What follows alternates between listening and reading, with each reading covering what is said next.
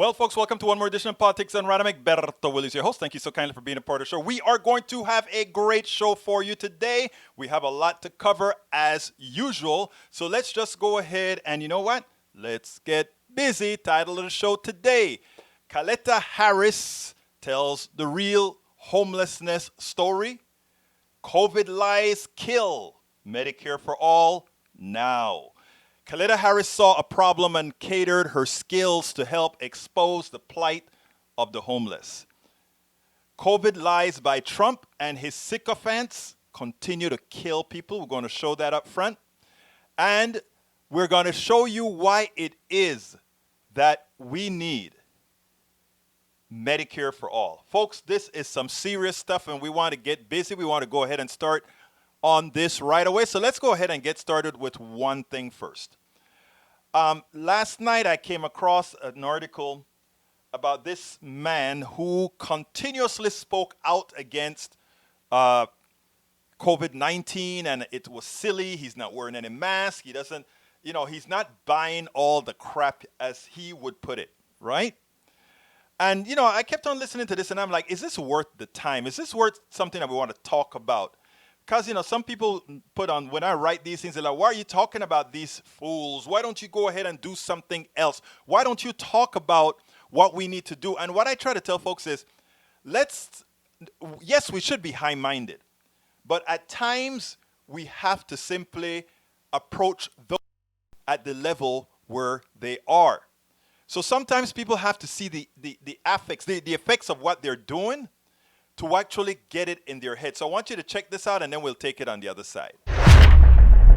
We have Dan Patrick, the Lieutenant Governor of Texas, telling people, old people don't mind going out there and working. If we have to die to save the economy, that's okay. We have Glenn Beck similarly saying things of that sort. We have Chuck Lorre, the Love Connection guy, saying all this stuff about COVID-19 and what the CDC is putting out there is nothing but a fraud. It's nothing but a lie. I mean, we have all these personalities talking to their pew, talking to their people, telling them, this COVID thing isn't real. And while this is occurring, I am watching people die. I'm watching people who simply because of what they've heard say, I am not wearing a mask. I'm not going to do anything. I don't believe in all this crap. Now, here we have, I just came across this story. An Ohio Army vet who refused to wear a face mask because he didn't want to buy into the damn hype died of coronavirus complications on the 4th of July.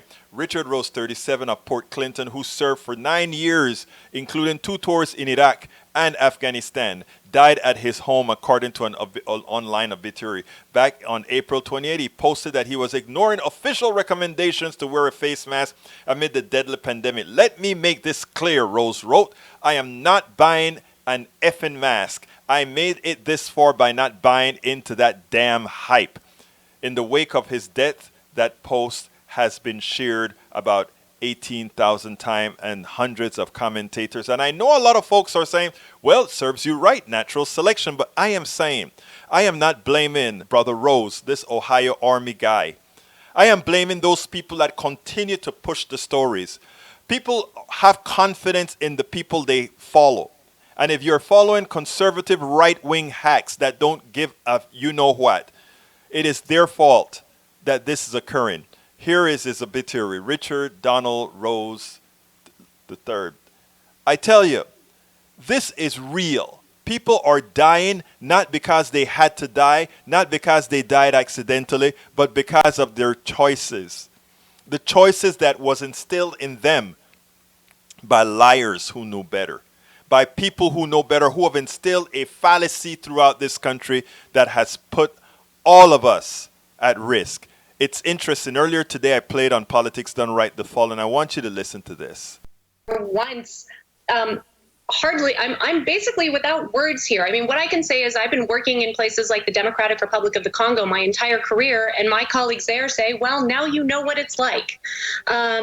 We have fallen far from our seat of being the country that stands as a bastion of science and truth and understanding. I mean, the fact of the matter is that Dr. Fauci is a scientist, and so he is letting science dictate recommendations, and that is where we should be. And this idea that we can be, taking that our president is taking advice from somebody like Chuck Woolery or promoting these kinds of words from the guy whose biggest claim to fame is being the host of the Love Connection or a name in a Beastie Boys song is just utterly insanity. It's utter insanity. Folks, people are dying. To my right-wing conservative friends, I'm not asking you to change your ideology. I'm just asking you to be sensible. I'm just telling you, the people you're following, they know better. And they are not going to make the mistakes that they are asking you to make in order to prop up the economy falsely. That is the whole gist behind this. They want people back to work, so they have to minimize what is occurring to do so, instead of doing the hard work to get it under control in such a manner that we can all go back to work safely. Nobody wants to be cooped up at home. Nobody wants to live on the dole, but everybody deserves to be safe and not have illnesses that will last them their lives over, if not kill them. Okay, folks, I hope you like that. Now, first of all, let me welcome some of our folks. Welcome, Dimitri OG. Buenos días, hermanos. ¿Cómo estás? Pero mira, no son las mañanas, son las tardes. Anyhow, let's see. Whoa, our stream says we already have 100 messages for the day. Wow, that's amazing for, we just got started, guys. Anyhow, let's see. Rose, welcome aboard. Rose, as you guys all know, she is a copy editor, so she has access to our website to copy edit. So if I make mistakes and you see it, it's because Rose hasn't got to it yet, folks. Anyhow, also we have AVQ watching from away. Welcome aboard, my brother. Let's see, Paul Fleming, Atlanta checking in. Check in, my brother. Okay, Hope, cryptocurrency. In fact, that's a good subject. In fact, a friend of mine was sort of into cryptocurrency and the whole work, so maybe I'll bring him on to as well. With respect to white fragility, I'm going to check it out. Send me the link to whatever it is that I need to find out so we make sure we're on the same page. Anyhow, folks, continuing with the show, I tell you what we're going to do. We're going to go ahead and do the Caletta interview. Welcome aboard, Bruce. Hey, Bruce, you said you're looking at taxes. Man, when I realized today was the 15th, Norman Reynolds, welcome aboard. When I realized it was the 15th, Bruce, guess what I did? I ran to EFTPS. Actually, I went to the IRS.gov. They have this automatic thing where you can just go ahead and pay up for the do your extension. Because you know what? I haven't even bought TurboTax yet. Sadly, I went and I saw one for $49 and I think it was fraudulent, even though the website checked out and said everything was A-okay with that website. But we'll see. PayPal would have to give me my money back. Anyhow, let's go ahead and Caletta has a story. I met Caletta at we did a conference call, not a conference call, but the Tamara for Georgia show. And when I listened to the tonality and exactly what she was doing and what she spoke about, and you guys know I'm sort of a sucker for anybody that start to doing things for the downtrodden. And as soon as she said, when they made the homeless, what is it that she said? Something like they made the homeless a crime or made homelessness a crime. And I'm like, that's my girl. I mean, and I should say, I don't mean to be sexist if that sounded sexist for the women that are listening, but you guys get my drift. And I'm like, wow. And then it turns out, as you guys are going to see from the interview, John Trott, welcome aboard. As you guys see from the interview, there's more than her cinematography, and there's more to her. She's into a whole lot of stuff. So check this out.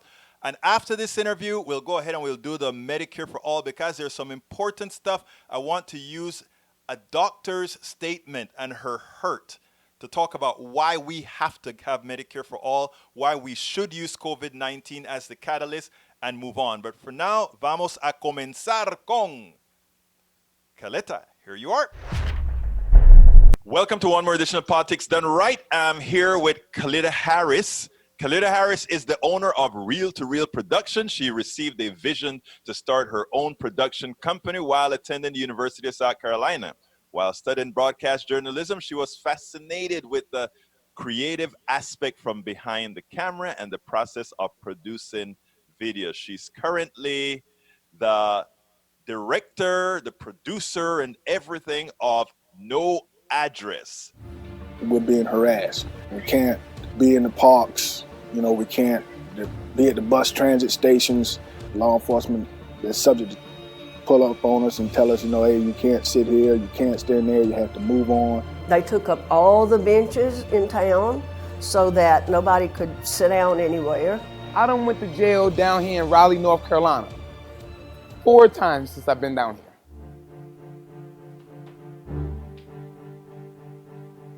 I don't think it should be a crime for being homeless. It's more like out of sight, out of mind. How do you criminalize somebody's situation? They're called ordinances, but they're usually city laws that make it a crime to sleep in public, to sit in public, to lie down in public, to sleep in a car, to beg for help, to eat sometimes in public. I mean, they just take a variety of different forms.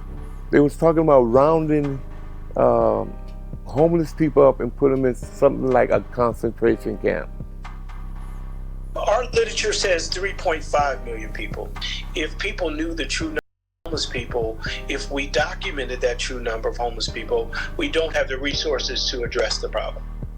And that is a statement directly from an elected official. Since 1995, the Department of Housing and Urban Development has not given us any money to build housing. Gentrification is the only housing policy that this city has. Atlanta's housing policy is gentrification. That's it. I want to do more for myself and getting myself out of this homelessness so I can pay for me a home. But when you have no address, getting just a decent, regular, scheduled job, virtually impossible.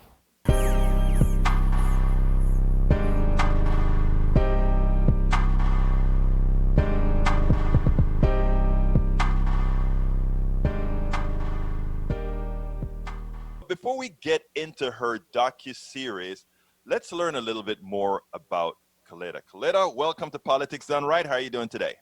I am fantastic. How are you? I am doing fine. Caletta, why don't you tell us a little bit about yourself? Because I met you on another program, and I was completely intrigued by what you're doing out there with the homeless, with the docu-series that you're putting together.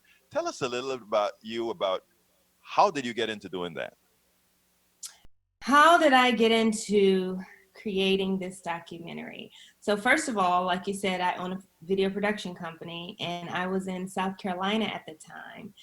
And I was at my downtown office, and I read the newspaper, and city council wanted to do something about their homeless situation. And they basically had 3 options. It was either leave town, go to a shelter that's on the outskirts of town, or be subject to jail if they're caught on the streets.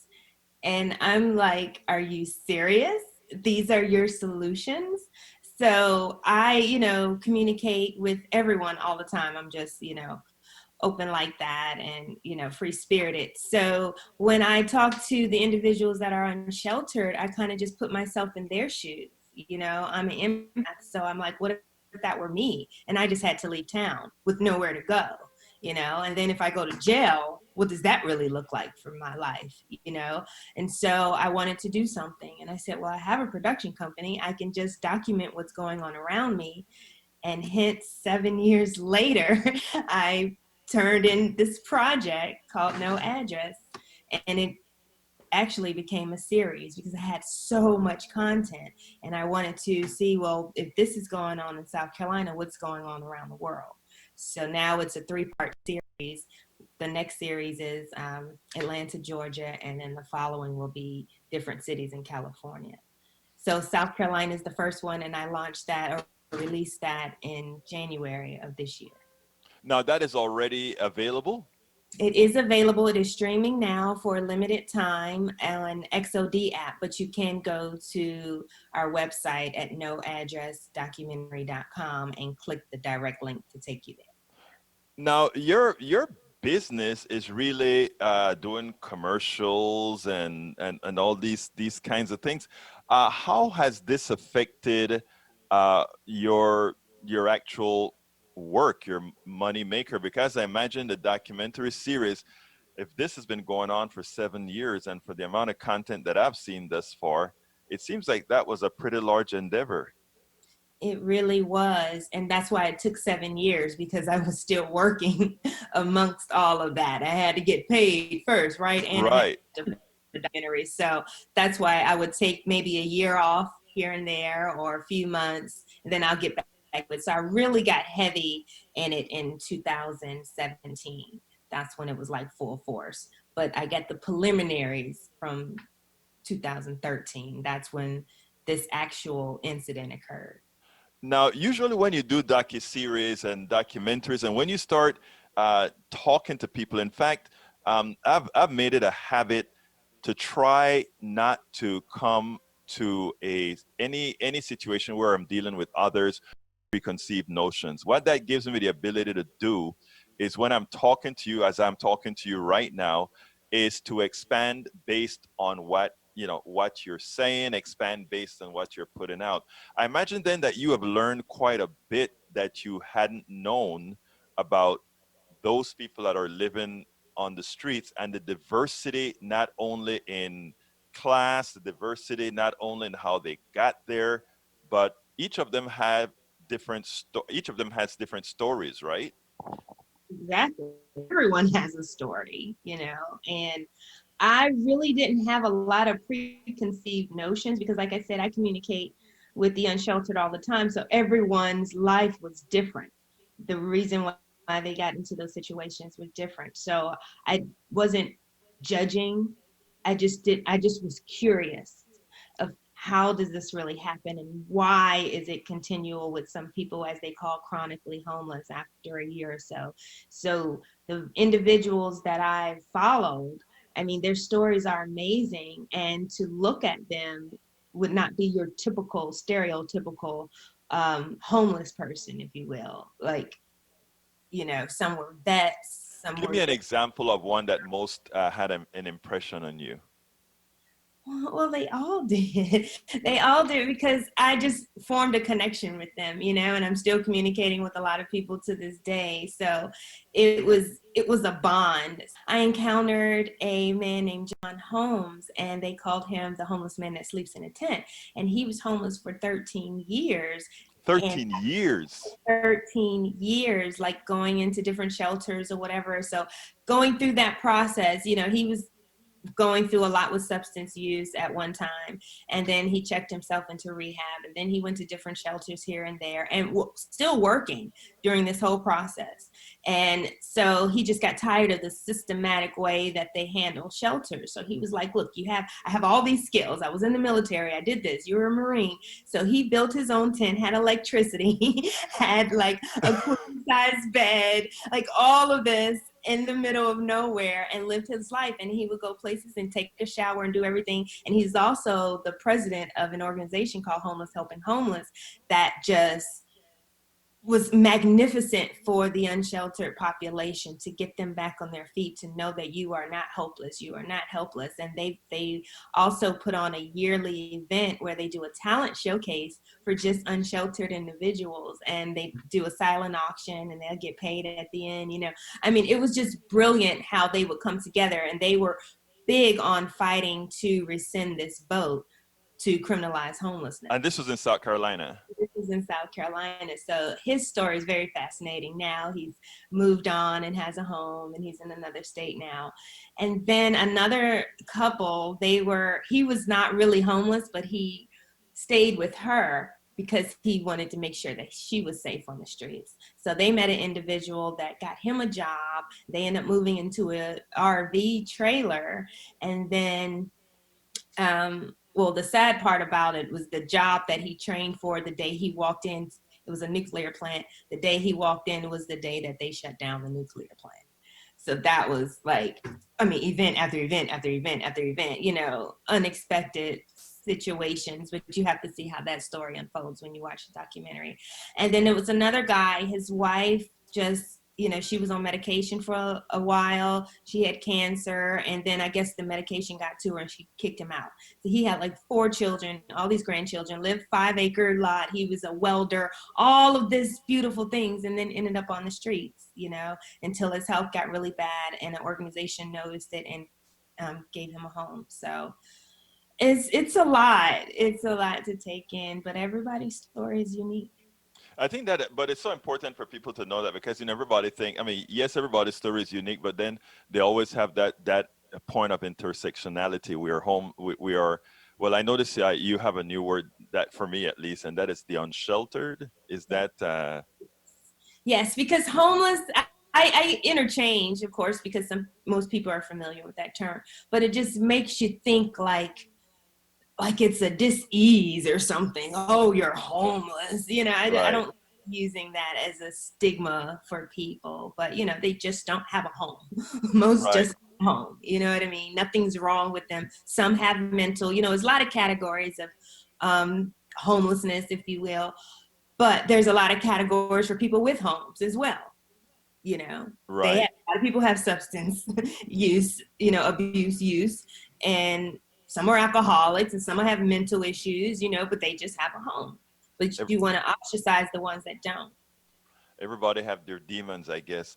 Now, what's your expectation? Are you going to take this docuseries to, what is that big documentary festival that they have out there? I guess somewhere in Utah, I believe, or?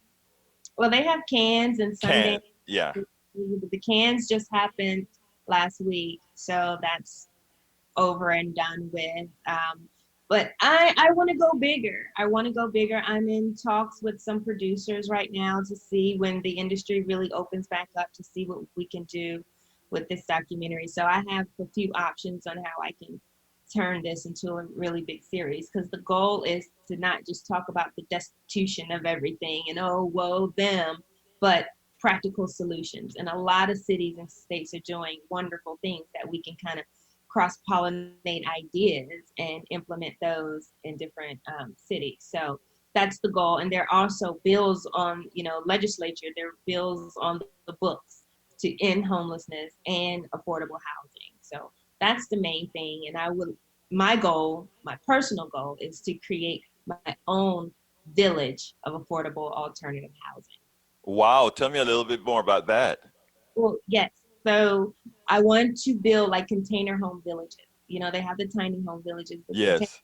I'm real into container homes because they are very sturdy and they can withstand Category 5 hurricanes. And they stack on each other as well, right? Build up. Yes. So you saving, you know, infrastructure and space, and you can put a lot on the land. So that's my goal, is to obtain land and build these villages and employ former homeless people that are empathetic and understand, you know, the circumstances, and just to be able to provide more resources for people and really rehabilitate people, mind, body, and spirit. Because I want to have the whole organic farm. I'm a farmer myself. So, you know, when you feed yourself good, nutritious food, it just changes your mind, body, and Did spirit. you say you're a farmer as well? I am a farmer. I have a farm team. Shout out to my farm team. We're called the Pharmacists in South Carolina, and we are on an acre lot, just growing massive amounts of food. So wait, are you, so you see why I tell you I like to let things progress? I like this. So you actually have an acre of land where you guys farm in the city. What city? In Columbia, South Carolina. Wow. And what do you grow? Oh, wow. So what we're growing now, we have tomatoes, we have squash, we have lemon cucumbers, we have regular cucumbers, arugula, we did potatoes, a bunch of herbs. We're doing sage and basil. We're doing corn now on the other part of the land. So we have grown a lot of food. In 1 acre. On 1 acre. Oh, yes, you can do a lot with an acre. That's just half an acre of what I just named. So we just built on the other, started planting on the other half acre.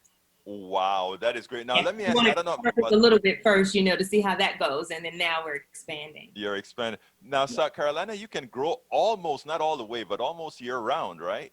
Correct.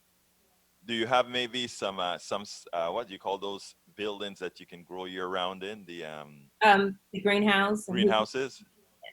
Yes, we utilize those as well. Wow, I'm impressed. So here we go from documentary from the homeless. We also have sustainability with gardens and reusability with containers. I mean, I think you're starting to have the whole pro-environmental picture as well.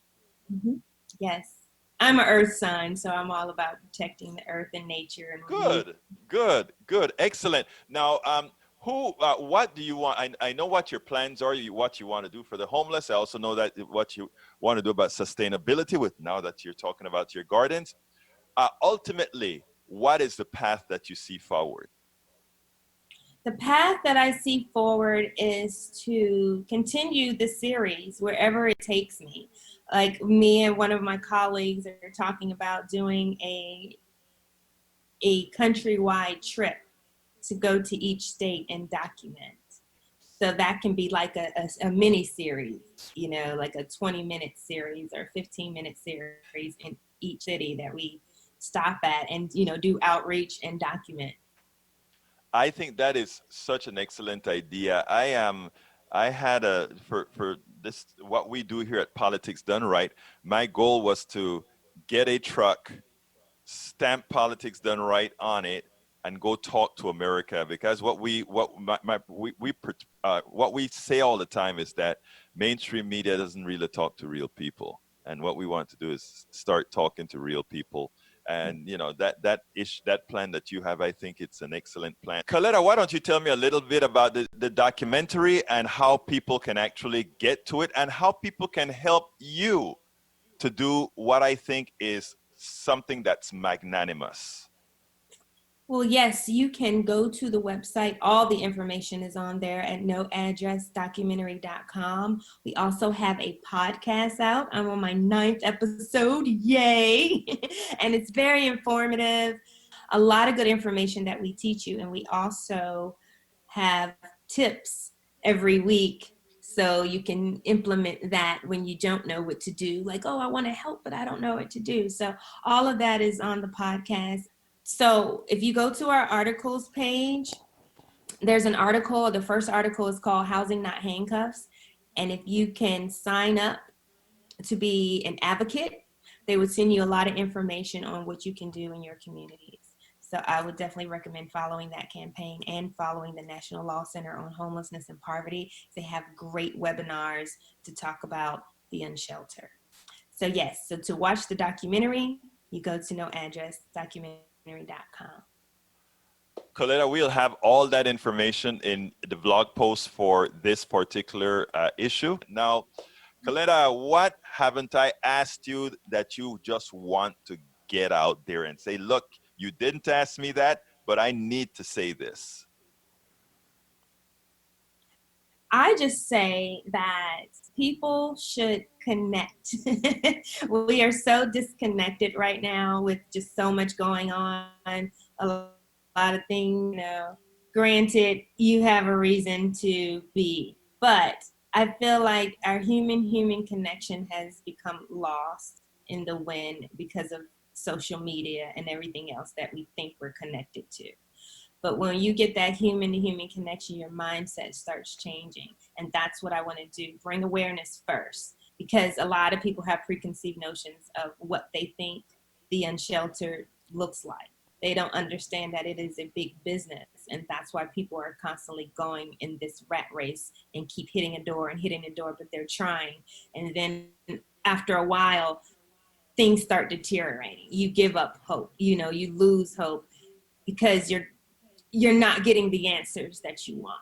And it's systematic, and you do not want to fall in the system. So we can just continue to help our brothers and sisters in need, especially now because a lot of resources aren't being provided because of COVID.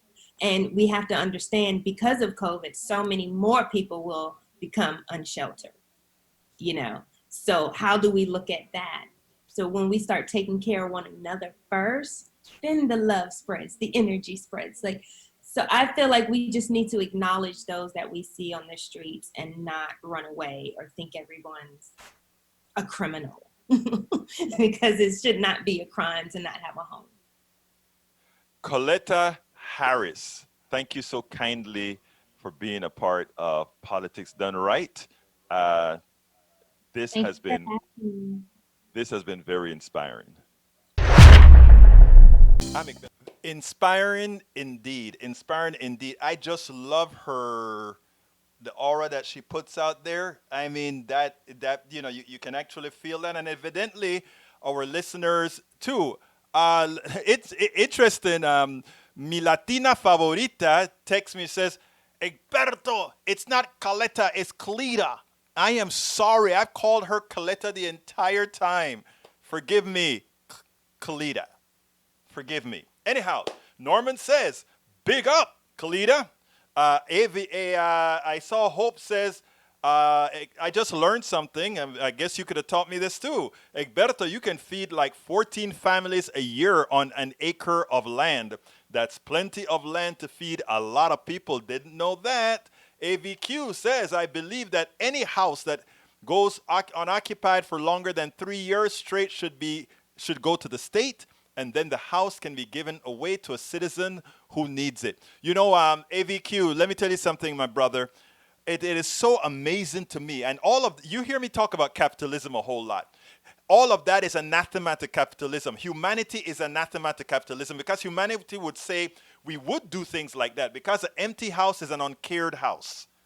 But an uncared house sort of forces actions as far as the capitalist is concerned, right? So, and Rose says even more produce. Of course, Really Cool, who is calling in. I'm coming to the phone in a minute. Really Cool, who is calling in from I think you're coming in from Twitter, says, impressive, Caletta, impressive. And Bruce had something to say that was touching. Bruce says, I am so impressed with all our young folks. Maybe we need to amend the Constitution to allow one of them to be president and to sort out the mess we are leaving them sooner, more so than later. Rabiel Caban, I better be the only Latina. Okay, Robbie. Okay, mi amiga, tú sabes que tú eres. Okay, vamos a ver. Let's see. Who else is there? I'll get to the other things, but let me go ahead and get to the phone, and then we'll get into Medicare for all, okay? All right, phone coming in from 828. Come on in. You're hot. Hi, Egberto. It's Hope from North Carolina. How you doing? Great. Who am I talking to? This is Hope. Hey, Hope. How you doing? I'm doing great, thanks. Hey, I won't keep you, but I thought that your guest was amazing. I think that you should do a lot more programs like that focus on sustainability if it speaks to your heart like that. It sure does speak to mine. It spoke, well, like I said, Hope, we were on the Tamara for Georgia show. And when she came on, like I said, she exudes that thing that you say, I want to do for people. And then I didn't know on the show, Hope, I didn't know anything about her farming. I didn't know anything about the container homes, that all these things that she's thinking about, right? So my thing is like, wow, we need to give this woman exposure because, the idea starts with somebody and then you grow it into something, right? And it was like, wow, that was beautiful. And, judging from the comments I'm getting from all over, people love what they're hearing. And it would be nice if we all support things like that, Hope. You know what I mean? Yeah, well, I definitely agree with you. And I think she's brilliant to be documenting everything. I mean, we live in a very, very visual society now. And right. I really hope that she gets into Sundance, and I hope she just keeps going with it. And I hope, that maybe you can hook up with her and do some documentary stuff with your program at some point. I think that'd be awesome. Trust me, I intend to. And, she's actually a professional document. So she knows how to use those tools and that sort of thing. And she knows how to give the story life, I looked at a lot of the stuff that she's done, and on her website, you guys should check it out. I have the link in the blog post for the thing, but you can see that I love to see these independent people working independently as she is and others that we've covered before, I think it's the best thing, the best way that we get this country together, Hope. Oh, it's the only way to do it. And anyway, I'll let you move on, but I just wanted to let you know how much I enjoyed that. That was awesome. Thank you so kindly for calling in, and you have a wonderful day, okay?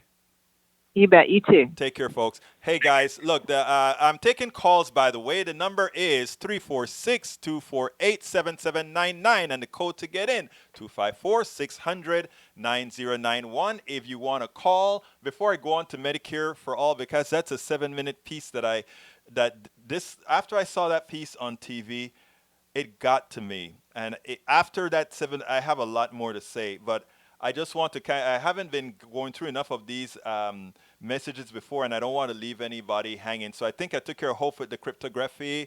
Let's see if there's anything else catching. We should make homeless apartments out of the high-rise office buildings. Hope, and you know what else, Hope? I'm glad that you said that, because there's something else that's happening in the country, right? And that is, people learned something with this pandemic.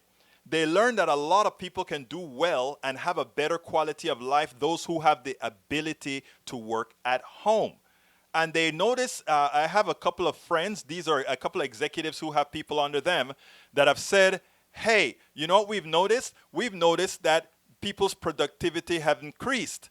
I mean, in a lot of ways, that can be kind of dangerous, right? Because a lot of people are working from home, and because they're working from home, they're actually putting in more hours, because a lot of that commute time that they would have used, instead of using it for their families a little bit longer, they may actually use it for more work. And the capitalists know that. They know that, hey, if they're not spending 2.5 hours on the road, they're going to be at home, and they may give me an extra hour of work for free, which is probably what's happening, but the productivity increases. But, you know, I don't mind giving an employer an extra time, because there are times that I'll take it back away. And not only that, because, you know, being able to lounge around and that sort of, there's nothing wrong with that, right? So, I mean, it's a win-win situation. But then we have our people that they don't have the wherewithal, or they don't have the kind of jobs that can have them work at home or have them hide from the virus or whatever. And that is sort of what I want to talk about in this next piece. So let's go on to the next piece, and then we'll move on from there, mi hermanos y mis hermanas.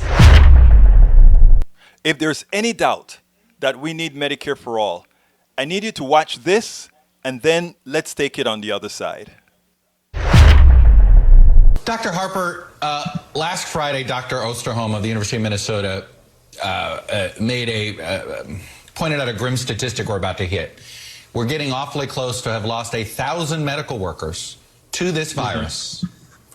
And he said, in 4 months, imagine losing 1,000 soldiers in a war overseas in 4 months. We know where the country would be. We know where Congress would be. We'd be talking about ways to honor these folks. We talk about GI bills for those that are fighting. It feels awkward to say this, but it feels as almost we need to remind the country that you're on the front lines here, Dr. Harper, risking your life. It's true. Everything you're saying is true in terms of the loss to death and illness of healthcare providers that we so critically need. But then there's also disability that's going to happen. The fall is coming. We thought we would have a little respite, but we're seeing that even in the summer in parts of this country, they have no respite at this time. And then the fall will come where we have a spike in viral illnesses, and it will get worse. So even those of us who are still alive, because people are going to get sick, they're not going to be able to work for that reason as well. We do need to take care of our healthcare providers, all of our essential workers for this reasons, because we so sorely need them. In addition to everything we've talked about, the lack of PPE, lack of testing, there's other stress, even for those of us in the Northeast, who luckily have a little lull in disease severity and ER volumes. There's stresses of, well, healthcare providers, because medicine in this country is run like for-profit as well, medical providers have been furloughed, have been fired. There are pay cuts. So we work in this environment of financial insecurity while we're trying to heal from the physical trauma, bracing for the next physical trauma.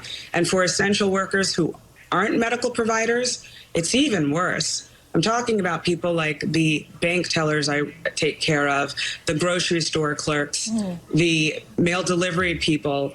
They already didn't have a living wage and they're having a pay cut. They don't have health care and they're working during a pandemic. They're they're forced to work until they physically drop, and then they come to me in the ER and I admit them to an intensive care unit. Now, first of all, I'm going to give an absolute statement. Capitalism does not belong in healthcare. Capitalism does not belong in healthcare because of the tenets of capitalism. It is to maximize the profits of the shareholders at all costs. And the stakeholders that are the patients, the stakeholders that are the doctors, the stakeholders that are everybody else does not matter, because as Mr. Fried, the master of capitalism in the new days, Milton Friedman, said, at all costs, we care about nothing else but the maximization of profits for the shareholders, and that is the job of the executives. So they are the ones guarding that gate, and they make sure that as hospitals are overwhelmed and not bringing in the free cash that they can from all the other services that are no longer given because they're dedicated to COVID, they must lay off those people that seem to be just kind of not doing as much, and then they overwork those that stay. And at the same time, they ask them to cut their pay. Why? To maximize the profit for those that are sitting at their pools drinking a glass of wine. That is what it's all about. Medicare for All takes that out, with the employers getting rid of employees, and most of these people, or a large percentage of these people, haven't gotten their insurance from these employers. It actually means what else? It means we have, as of yesterday, reported 5-point-something million more people uninsured. And by the way, of those other 20 million people, what happened is they didn't have insurance in the first place. So let's understand what we're talking about here. Healthcare does not belong. Capitalism and healthcare does not compute. They serve different masters.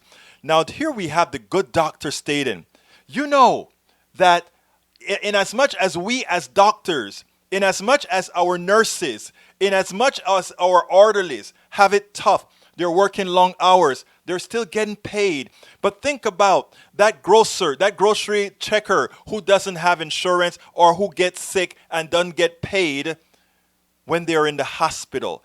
Think about the attendant. Think about the people we consider the folks that must be facing us for us to buy from. They are facing thousands of people every day. We sit back and hide at home. They are the real critical workers. Yet we tend to pay them the least, and we do not want to give them health insurance or make them whole, give them a reason for the sacrifice that they are providing. That is our system. If people cannot see the immorality, if those people who do not support Medicare for All does not see the evil, then what is there?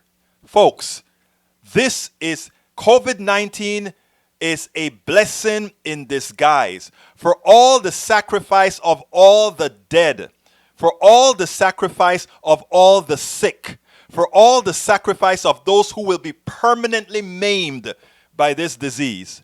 Let's not allow it to go one more cycle without demanding whoever is elected that we get Medicare for All, because this is evil, and anybody who hears this narrative cannot make or come out with some other form or some other thought process other than this is an evil system. Okay, I hope you got that. Let me say further, right? I sit back and I watch the news ad nauseum, and I see people suffering. I can understand and see what's going on at the hospitals, and I'm not only talking about doctors, nurses, and the people that you go out to the store with. We know that these people are having a hard time. Sadly, what's missing is, I think, the masses finally rising up. And people say, well, that isn't an American thing. I'm from Central America. We rise up for just about anything. But then somebody can look back and say, and how successful have you guys been? Where does most of the money from the Panama Canal come in, as much as you guys rise up more than anybody else? Where does the money from, let's say, the bauxite in Jamaica go for you guys that decide to rise up against whatever government is coming up? Where is it going in Mexico? You guys just elected a great left-winger, et cetera, et cetera, et cetera, et cetera. And my answer is always, it's a constant fight. It's not something that you ever stop. It's not something that you ever win. It is something that is always a process. It's a process towards goodness. Slavery was horrendous. Now we got Jim Crow, not as bad, or it has the semblance of not being as bad. Well, at least not being as physically painful. But we have to keep pushing on. We have to keep pushing on.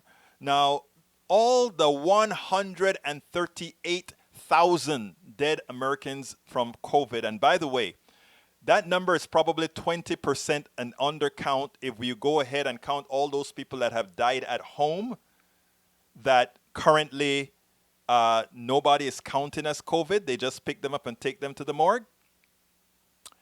So this is a disease that is really out there, and this is a disease that is calling for us to act. And acting means doing all the different things, doing what Caletta is doing to help people on an individual basis, on their immediate basis. But it also means what all those people are doing in the streets, as they're saying, no, defund the police and put the monies where it's more appropriate. It is more powerful when we're in the streets saying, absolutely not, we're going for Medicare for all. And yes, whereas at the beginning we weren't willing to say get rid of private insurance, now we have a reason to see why it is essential that we get rid of private health insurance, because it's an evil institution that has nothing to do with healthcare, but how to use your healthcare, how to use your illness, your sickness, your disease to make somebody a buck. When you start looking at things from the point of view of how it really works, it makes a difference. I have nothing against anybody making a buck. I ran a software company. Well, I ran a software company for a long time. Made good money in those days. The thing about it, folks, is this. When is enough enough? When is $200 billion ridiculous? When is $1 billion for one person ridiculous? It is. Nobody is worth that. I spoke to a capitalist one time who told me, I don't know. The truth of the matter is, I just make money.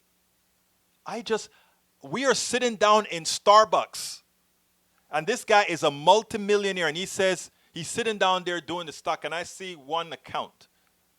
And I said, what did you do to make that? What did you create to make that? I see Bruce is on. Bruce is a scientist. Bruce goes at companies and he actually provides values for the thing that he does. I see Norman Reynolds is on as well. Norman goes into a company and he makes sure that that company has efficiencies, that company can produce what it produces of good, and engineers that actually produce something. Yet, they make orders of magnitude under what those executives make for signing a piece of paper. They make orders of magnitude less than the super shareholding capitalist that's there. Why? When did capital have more value than humanity and intellect? When? Please explain. And when you start to get this, and some people say the way I explain certain things, maybe I need to find a different way to approach the masses, anybody who has advice as far as how to do it, I'm an open book.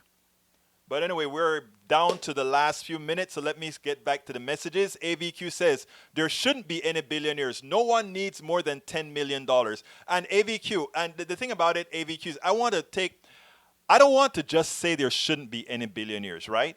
What I want to say is nobody has made a billion. What I want to say is other people have made billions for you. Their intellect, their work is what have made billions for you. Lewis Johnson says, on civilization, I call it. It flies in the face of why human beings group together at all. You know, Lewis, that is the statement of the day. Lewis has the statement of the day. Repeat. On civilization, I call it. It flies in the face of why human beings group together at all. Exactly. We group together because together we can attain more. Real insurance, not insurance that makes a big profit for a few, says we all pool things together so that if one of us are unlucky enough to get sick, we take that money out of the pool. We take that investment out of the pool to make sure that that person that was unlucky remains whole like the rest of us. But we have turned all these processes, all these things into a product. We have turned your illness into a product. We have turned your well-being into a product. And every time you do that into a product, it means you have to itemize how you maximize the profits on that. And that's why, as a society, going back to Lewis Johnson, as a society, we have to determine what we put in the commons, meaning there's not a profit motive behind it, just a social, human thing behind it, and what we allow competition and the markets to run. Certain things do well in the market. I have no problem with that. What does not do well in the market are things that are essential to people. And we have to start promoting this. We have to start getting there. We have to start learning. Lee Grant says, we will need an authoritarian socialist government that confiscate and redistribute houses and confiscate excess dollars or anything else that the dictator wants. False. Everything else that society wants. So I'll give you everything that you just said. I have no problem with it. If society is there to maximize your human value, Lee Grant, and we as a society come up with tenets that makes life better for all, then I'm for that. But one I want to tell you, Lee Grant, is something that is deeper. What you don't understand is that right now, all these things that you are accusing a potential government of doing is what capitalism does to Americans and the rest of the world right now. From private insurance, who tells you who you can go see, which doctor you can go see, which medicines you can take, or whether or not we are going to give you that surgery. That's an individual entity making a calculated financial decision that has very little to do with your best well-being, but with the well-being of the shareholder. That is worse than dictatorship. That is evil. And we can go over item after item after item of these issues. AVQ says, and if an immortal who landed here with Columbus made $5,000 a day every day, they wouldn't be a billionaire today. Yes, the math checks out. I have no doubt of your math, Mr. AVQ. Bruce says, we have a smart, supportable candidate set to stand, Texas Senator Cornyn. Let's do it, Texas. We will. We will. But Bruce, I think we all understand that that is just the beginning, because we have a lot of work to do, because we're going to have a lot of minds changing to do. Anyhow, we're getting to the end of the program. Look, folks, please visit. I'm going to put my links in there. You know, I have to do that because you know what, folks? We have to be able to stay open. So let me go ahead and find the links. I had all this time to go ahead and put these links up while I was playing the video, and I didn't, of course. But you know what? I did find it. I did find it. Anyhow, folks, you can become supporters of Politics Done Right. We need your support via Patreon, and that is at politicsdoneright.com/Patreon. You can also support us via PayPal by going through Politics Done Right. Let's see, politicsdoneright.com/PayPal. You can support us by becoming a member on Facebook, and this is new. Facebook just gave us authorization to accept membership. Love to have you there.